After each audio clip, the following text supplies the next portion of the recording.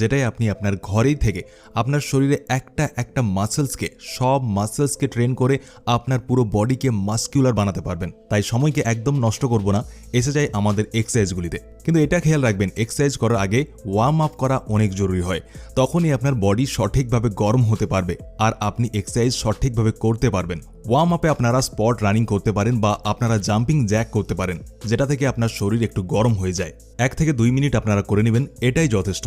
এরপর আমাদের যেই প্রথম এক্সারসাইজ যেটি করতে হবে আমাদের পায়ের জন্য, মানে লেগসের জন্য হবে।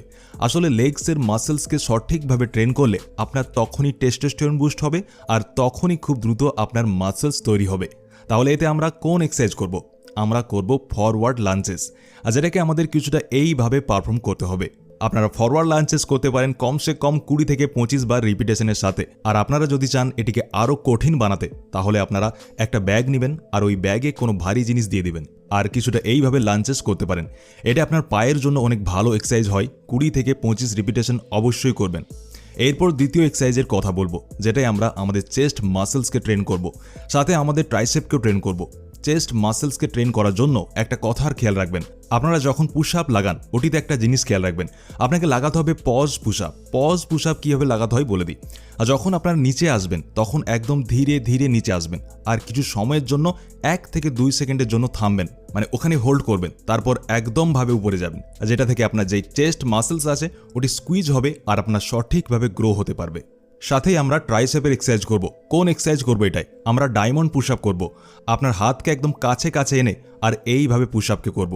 যদি আপনি এখন বিগিনার হন, এখন শুরু করছেন ব্যায়াম হালেই, তাহলে 5 থেকে 10 বারই করবেন। কিন্তু যদি আপনি কিছুদিন থেকে করছেন তাহলে 2টি পুশ আপের যে চেস্টের পুশ আপ বললাম ও 25 রিপিটেশন করবেন। আর আপনার এখন শুরু করছেন ব্যায়াম হালেই, তাহলে 5 থেকে 10 বারই করবেন। বাইসেপ হতে চলেছে। দেখুন, বাইসেপ সবাইকে বড়ই পছন্দ হয়। তো বাইসেপের এক্সারসাইজ আপনি ঘরে কিভাবে করবেন আসুন বলে দিই।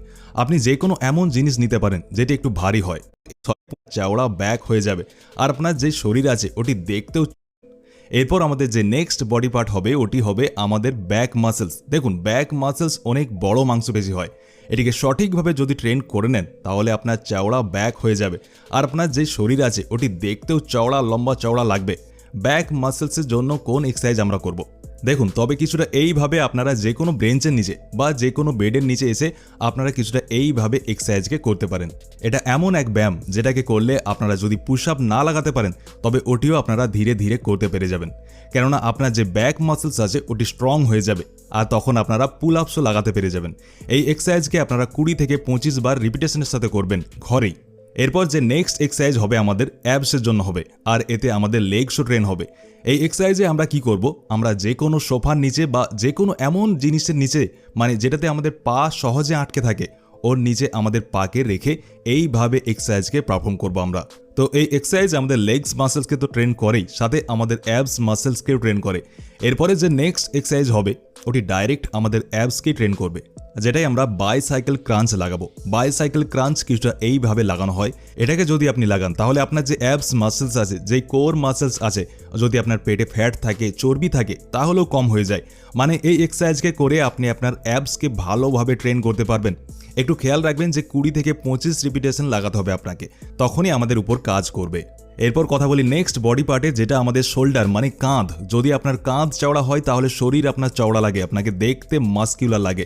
এটাতে আমরা করব পাইক পুশ আপ। পাইক পুশ আপকে দেখুন এইভাবে পারফর্ম করতে হয়। ওর সাথে এটাতে আপনারা করতে পারেন যে আমরা তখন যে বাইসেপের জন্য বোতলের ব্যবহার করেছিলাম জল ভরে, ওই বোতলের যদি আপনারা ব্যবহার করতে পারেন আপনার কাঁধের মাঝের মাসেলসকে চওড়া করার জন্য, এইভাবে এই এক্সারসাইজকে আপনি করতে পারেন। এর সাথেই যদি চান তো ফ্রন্ট রেজার করতে পারেন।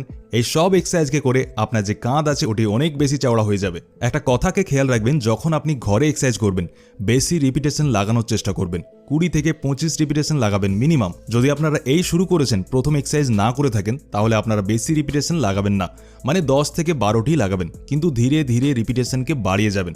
তখন আপনার যে মাসেলস আছে ওটি ধীরে ধীরে আরও গ্রো হবে, বেড়েই যাবে আর আপনার মাসেলস তৈরি হতে থাকবে।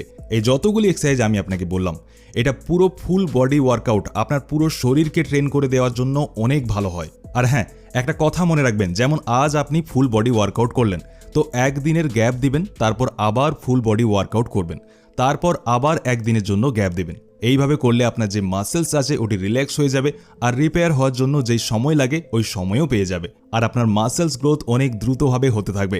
এই ছিল আজকের ভিডিও। ভালো লাগলে বন্ধুর সাথে শেয়ার করবেন আর এই ধরনেরই ভিডিও দেখার জন্য আমাদের চ্যানেলকে সাবস্ক্রাইব করে নিন। যদি আপনি চাইছেন ঘরেই ব্যায়াম করে আপনি আপনার বডি বানাতে কিন্তু জানেন না শুরুতে কোন ব্যায়াম দিয়ে এক্সারসাইজ